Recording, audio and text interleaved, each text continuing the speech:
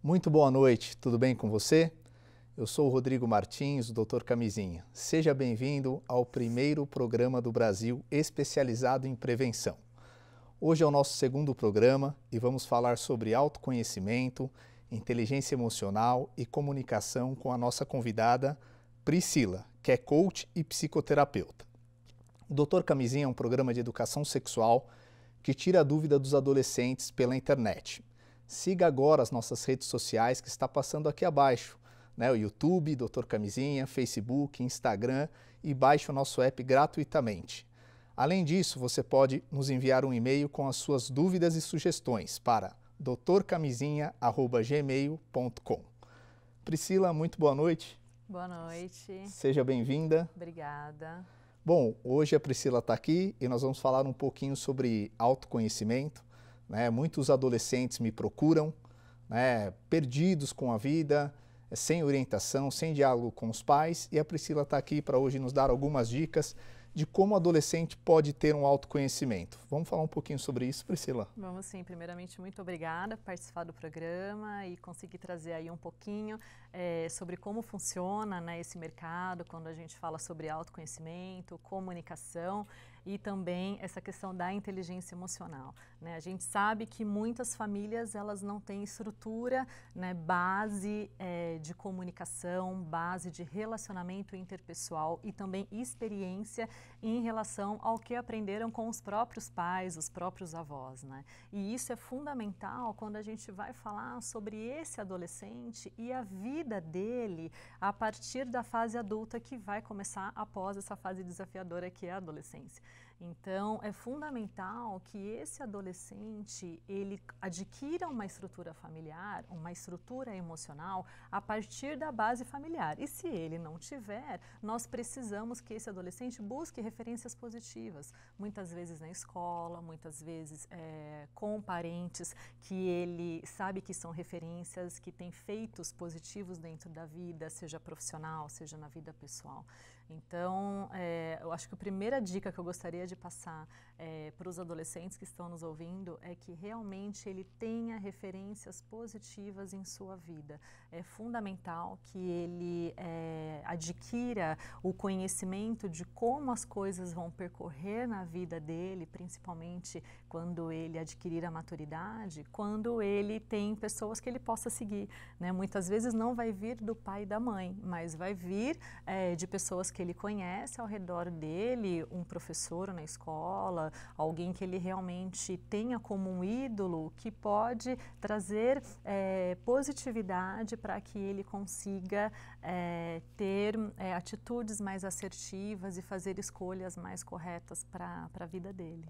Legal, você falou um ponto positivo aí, que às vezes o autoconhecimento ele tem que procurar junto aos pais, só que eu vejo hoje que a família mudou muito, né? Mudou. Então os adolescentes hoje, eles são criados por tios, por avós, e geralmente ele fica perdido. Eu falo isso porque eles vão pela internet, procuram ajuda e às vezes estão muito carentes. Então é muito importante que ele se autoconheça.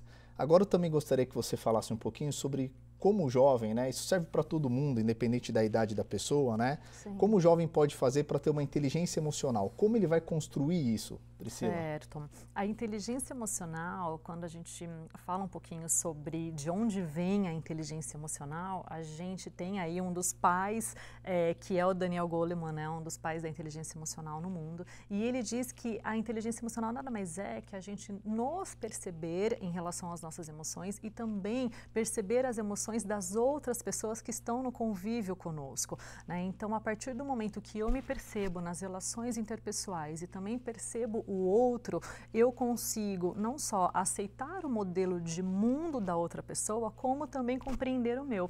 Então, o primeiro passo para que esse adolescente ele adquira essa estrutura emocional é ele reconhecer as suas emoções, as suas angústias e também os seus sofrimentos, né? Porque a nossa vida, a gente sabe, ela não é feita só de coisas felizes e alegres e assertivas, muito pelo contrário, nós vamos ter dores, nós vamos ter problemas durante a nossa jornada. Então, o adolescente, para que ele adquira essa maturidade emocional, fundamentalmente ele precisa se perceber na relação dele, principalmente com a família, ou seja, os meus pais, eles me apoiam, eles se comunicam comigo, eu tenho uma relação aberta onde eu consigo lidar com a adversidade e também com os meus problemas durante a minha fase adolescente. Se esse adolescente ele não tem essa comunicação em casa, essa inteligência emocional, ela vai vir realmente desse autoconhecimento, perceber a sua ansiedade, perceber a forma como você lida com o autocontrole, com o seu autoconceito, ou seja, como está a minha autoestima e a minha autoimagem hoje no meio que eu vivo.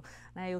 Eu sofro consequências do mundo circundante que eu vivo ou não, eu estou conseguindo fluir naturalmente nas minhas escolhas, no que eu estou trabalhando ou no meu estudo. Então, fundamentalmente, esse adolescente ele precisa se perceber. E, às vezes, a rotina cotidiana ela é tão avassaladora que a gente não para refletir. E quando, é o que você comentou, a internet ela traz tanta informação e tanta informação rica sobre o que nós precisamos fazer, sobre como a gente elevar o nosso nível de autoconceito, ou seja, como eu me torno mais eficaz na minha vida, como eu melhoro a minha relação com as pessoas ao meu redor e também, principalmente, com os colegas, que a gente sabe que é um desafio você ser aceito, né? As pessoas, elas têm muito medo, ou do fracasso ou da rejeição, e por esse medo elas optam por não fazer nada. Então, essa relação com o medo, com a rejeição, com a forma como eu me percebo no meio que eu estudo é fundamental, é muito importante para esse adolescente ele conseguir se libertar de algumas amarras e conseguir fazer escolhas mais corretas para a vida dele. Então eu começo sempre falando que o autoconhecimento ele é muito importante mesmo. Eu gosto muito quando você se refere ao autoconhecimento, porque hoje quando o jovem ele vai ter a primeira relação sexual dele, muitos não sabem, mas eles vão na internet e acabam achando os nossos canais e fazendo essa pergunta. Justamente porque ele não conhece o próprio corpo, Sim. Ele tem dúvidas gigantescas, né? Não vai ao ginecologista, tem essa barreira de poder falar com os pais, e aí isso gera também na pessoa, além dela não se autoconhecer, a pessoa não tem uma estrutura de inteligência.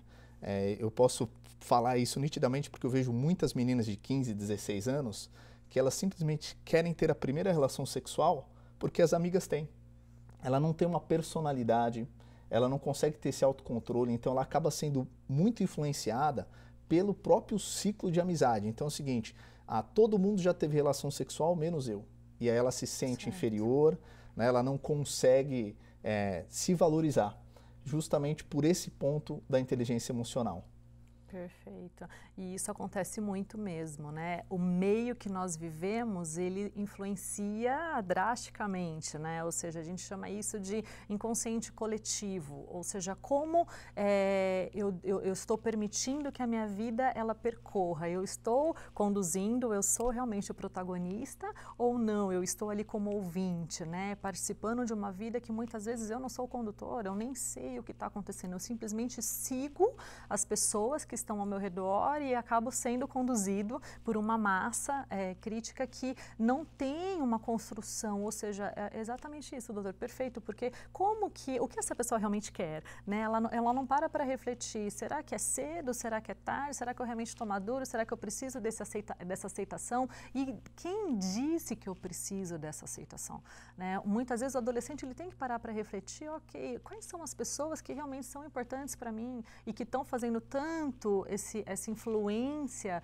nas minhas escolhas? Será que essas pessoas elas são relevantes a ponto de escolherem por mim o que eu realmente quero para a minha vida? Será que realmente este é o momento de eu tomar uma decisão tão importante dessa que pode trazer consequências, né? Às vezes até pela falta de informação, consequências negativas? Então, às vezes a pessoa não entende que muitas das amizades que ela tem, daqui 2, 3 anos, não estarão mais com ela, né? Mas a família estará, ou seja, as pessoas mais próximas, muitas vezes não é um pai ou uma mãe, mas é um tio, mas é um amigo, às vezes até um professor da escola que você consegue manter a amizade por um grande período da sua vida e que realmente se importa com você.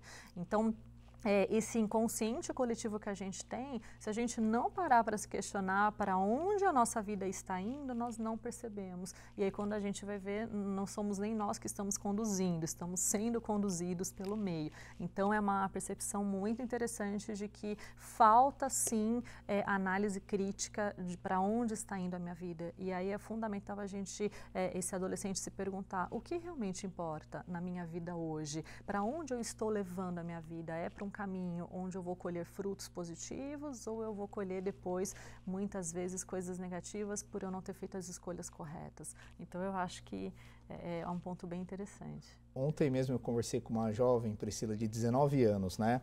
E ela tinha acabado um relacionamento. Então, esse rapaz traiu ela e ela achou que era o fim do mundo. Ela estava chorando, estava para baixo, e aí como eu tiro dúvidas sobre as infecções sexualmente transmissíveis, ela veio falar, doutora, eu sei que você não tem nada a ver com isso, né, mas o meu namorado acabou me traindo, e eu não sei se eu amo ele, ou não sei se eu tô com raiva dele, porque eu não me conformo com o que ele fez comigo. E aí eu falei para ela se autovalorizar, né, mas como esse jovem é imediatista, né, ele quer tudo para hoje, ele acha que a vida dele é aquilo. E eu comentei com ela, você só tem 19 anos, você está começando a sua vida, né? E eu falei para ela, você precisa se valorizar. Então, falta essa inteligência emocional no jovem. Ele não tem essa referência e o ciclo de amizade dele, ele acha que é único, né? Exato. E é muito importante que ele pense, né, quem ele vai seguir, quem são as pessoas que vão estar com ele ao longo da vida. Porque tudo é uma fase, a infância, a adolescência, e o jovem ele fica perdido nisso, achando que a primeira relação ou a segunda é a única da vida dele. Exatamente.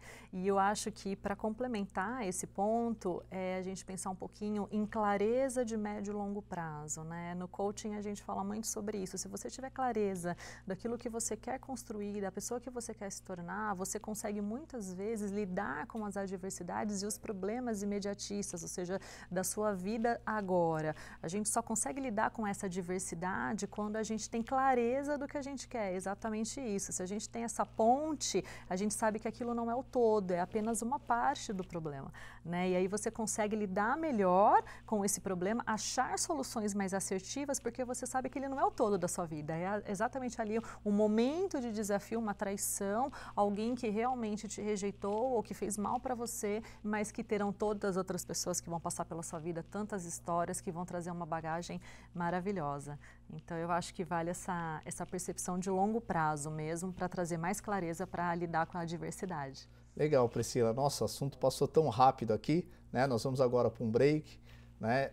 Veja agora esse quadro Você Sabia e fica conosco aí que tem muito mais assunto aí no segundo bloco. Um abraço.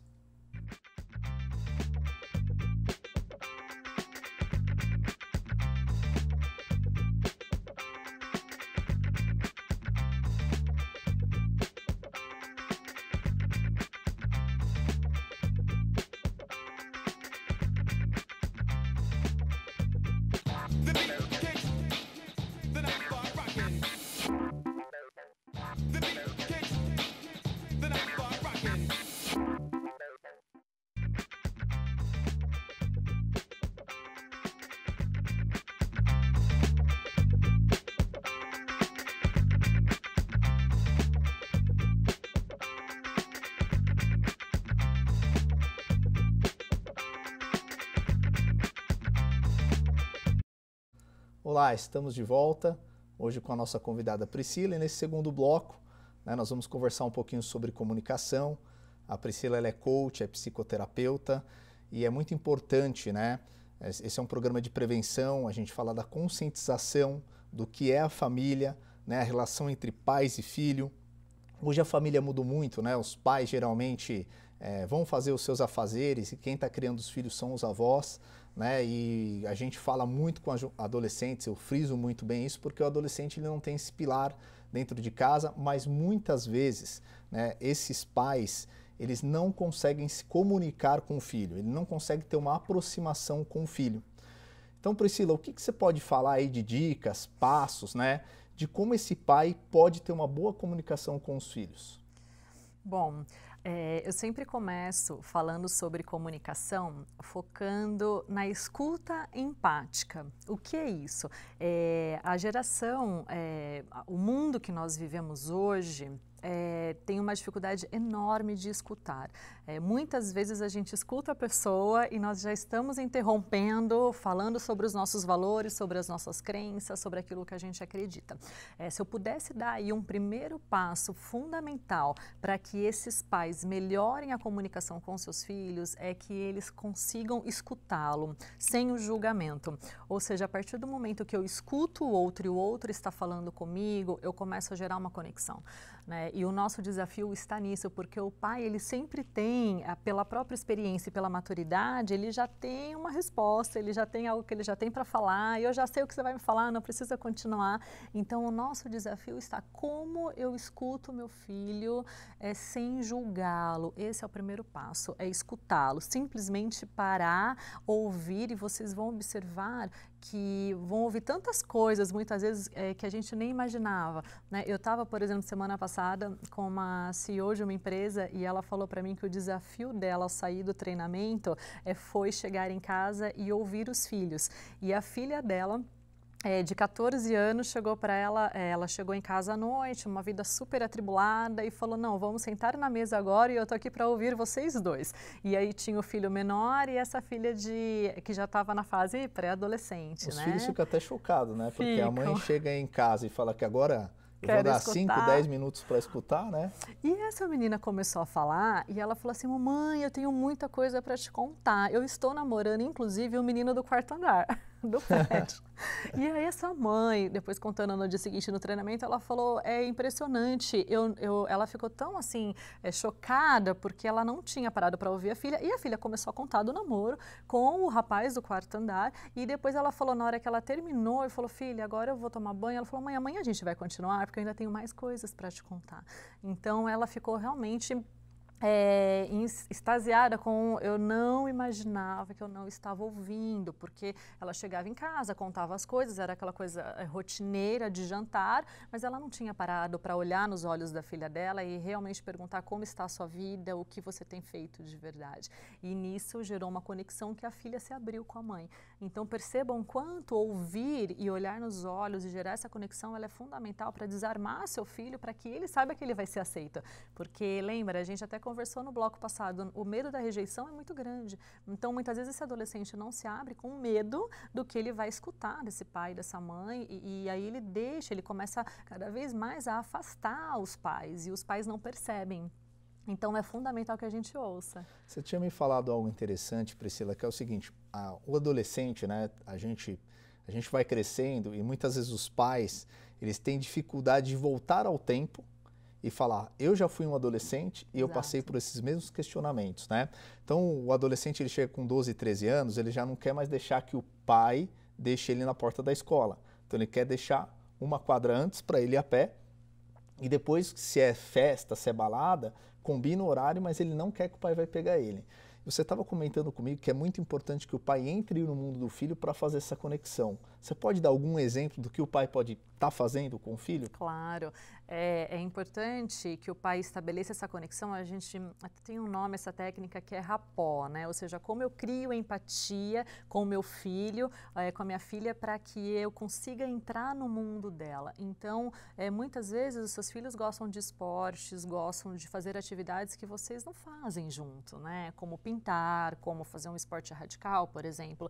E eu levo o filho, eu estou estou lá, mas eu não estou praticando junto com ele. Não é a mesma coisa, né? A conexão, ela é gerada a partir do momento que eu entro dentro do mundo da outra pessoa. Então, se seu filho gosta de cantar, vá a um karaokê com ele, cante junto. Se ele gosta de andar de patins ou ele gosta de, sei lá, ir fazer um esporte radical ou outro qualquer, você tem que entrar no mundo do seu filho para que ele saiba, poxa, meu pai quer realmente me aceitar da forma como eu sou e quer entrar no meu mundo. É um passo também, um segundo passo aí muito interessante que a gente fala que é entender realmente como é o mundo daquela criança, porque o mundo dela hoje não é o mesmo que o seu. Muito embora a gente teve os mesmos questionamentos, as mesmas dúvidas, a gente sabe que muita coisa mudou, né? Então, se a gente não entra, não se insere, fica difícil estabelecer uma conexão, acaba sendo, e até porque os casais também tiveram filhos muito mais tarde, então a gente já sabe que a relação mudou muito, e foi o que você mesmo disse, né, doutor?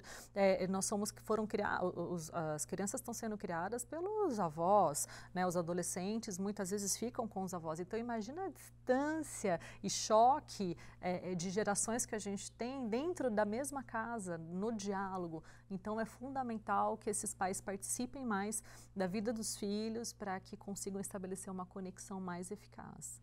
Tá, bacana isso daí. Eu gosto de trazer alguns exemplos à tona, né? Porque como a gente trabalha um programa que ele é família, né? Que ele traz diversas dúvidas, não só sobre sexualidade, por isso que eu acho muito importante a gente falar de outros temas, né? Porque a prevenção, né? O brasileiro ele não tem esse costume. O brasileiro primeiro ele toma as atitudes dele, depois ele vai ver as consequências, né? E eles acabam não se planejando. Então, assim, eu converso com muitas mulheres, né, e você como é coach, psicoterapeuta, né, que essas mulheres, por elas não terem uma base, elas não tiveram esse relacionamento com os pais delas, então elas não conseguem ver, né, o mundo do filho. E aí cria essa ponte que é uma barreira imensa. Exato. Então a mãe ela não consegue falar absolutamente nada. Ela às vezes simplesmente ignora o filho, né? Tanto o pai quanto a mãe ignoram o filho e aí simplesmente ele perde aquele momento de estar com os filhos. Eu tenho meu filho de 6 anos e eu separo. No final de semana eu tenho 1 ou 2 horas para eu poder estar com ele. Então a gente vai jogar bola. Eu vou fazer aquilo que ele gosta. Né? Então é importante você que é pai e mãe se dedicar. Pega, faz a sua agenda e coloca lá um horário para você ficar com o seu filho. Não importa, às vezes é pouco, sim, mas um pouquinho por dia vai criando essa relação e seu filho passa a confiar em você. Exato. Ele passa a te admirar, né? Ele passa a saber que você é um amigo dele. Né? Então eu acho que está faltando o pai lembrar, né? O pai, eu digo pai e mãe, lembrar que não é o filho, é um amigo. Exatamente. E para complementar, eu sempre, é muito interessante esse ponto de vista, porque eu comentei com vocês, o primeiro passo é realmente a gente escutar, né? Ter essa escuta empática, de empatia. E quando a gente entra nesse segundo passo, que é realmente eu entrar no mundo desse filho, que nem você comentou com o seu filho, é a mesma coisa que eu faço. A minha filha, ela tem 5 anos. Quando eu paro para brincar com ela, é a hora que eu me conecto, porque não adianta só eu estar ali no mesmo ambiente. Ela quer que eu participe, ela quer que eu interaja com ela, que eu desenhe, que ela quer ver como que eu vou fazer, como é que eu desenho, como é que eu me relaciono com ela ali nas atividades. E quando a gente fala isso, se eu pudesse deixar para todos os pais um terceiro passo fundamental para estabelecer uma conexão mais assertiva com os seus filhos é observar. E o observar só vem exatamente dessa relação mais próxima, ou seja, se você não teve essa experiência na sua vida, se você não aprendeu com os seus pais, ou seja, com os nossos avós também, como que eu vou lidar com o meu filho, como é que eu vou educá-lo, eu tenho que observá-lo. Então, às vezes, seu filho está brincando com os amigos e só de você observar ali, você consegue tirar, extrair informações preciosas do comportamento do seu filho que depois você pode discutir com ele. Poxa, filho, eu observei na brincadeira ontem com as suas amiguinhas que você ficou incomodada de emprestar tal coisa. Aqui eu estou falando de uma criança, né? Mas a partir do momento que eu levo os meus filhos numa matinê, por exemplo, sim, ou eu participo com eles, eu vou junto no jantar e aí depois eu vou deixar eles no lugar, eu estou ali brincando junto, eu estou ali interagindo, eu consigo observar muitas coisas que às vezes não vêm na comunicação. mas vem nas atitudes, né? Porque é muito mais o que eu faço do que o que eu falo. E com os adolescentes isso não é diferente. Se você começar a observar como ele se comunica ali com os amigos dele, ele vai trazer ali referências de comportamento, distorções muitas vezes, ou aprovações que ele está precisando, que às vezes num diálogo depois você consegue reforçar que, poxa, eu sou seu amigo, eu sou a pessoa que vou estar com você no fracasso ou na vitória, nos seus desafios, somos os pais que vão estar ali com você, ou às vezes os tios, que são eles que muitas vezes educam, né? Não tem o pai e a mãe. Então é fundamental essa observação, e eu acho que é isso que falta hoje. A gente acaba negligenciando pela correria e deixa de observar informações preciosíssimas da educação que a gente poderia já fazer ali uma assertividade, né? Conseguir interromper e já fazer um ajuste de rota com aquele adolescente. E existe algum sinal que o jovem, ele pode, ou o adolescente, ele pode estar manifestando para os pais que ele precisa de ajuda? Eu, como oriento alguns jovens, né, é legal a gente escutar outros setores, né, outras pessoas falando sobre isso. Né? Tem algum sinal que esse adolescente ele pode perceber? Porque hoje a vida é tão corrida, né, que ele chega da escola, ele vai para o WhatsApp, ele fica no YouTube. Existe algum sinal que o filho dá assim, para os pais perceberem isso, que o filho está precisando de ajuda? Sim, eu acho que o primeiro sinal é a falta de comunicação em casa. Se esse adolescente ele tem dificuldade de conversar, os pais perguntam, conversam e sempre, tá tudo ok, não precisa, nunca se expõe, nunca precisa falar nada, isso já é um ponto crucial de que aquela comunicação em casa está errada e que está faltando conexão, porque o ser humano ele tem necessidade de conexão, ele tem necessidade de discorrer, de conversar sobre a sua vida, sobre as coisas que estão acontecendo. Se ele não está conversando em casa, com alguém ele está conversando. Se ele não tem referencial em casa, em algum lugar ele tem pessoas que são referências para ele. Então eu falo sempre que você só vai conseguir mudar as respostas se você como pai mudar as perguntas. Então muitas vezes está tendo dificuldade de extrair as informações, muda a estratégia, começa a conversar sobre outros assuntos, desarma um pouco esse filho, traz ele para você e aí depois você volta a fazer perguntas e volta a conversar com ele novamente para entender o que está acontecendo. A ausência de diálogo é o primeiro sinal de que alguma coisa pode estar muito errada. Tá legal. Priscila, muito obrigado pela sua presença aqui.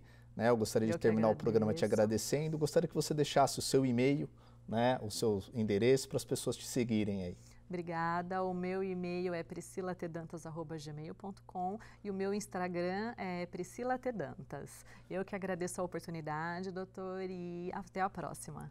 Muito obrigado, tenha uma excelente noite. Um grande abraço.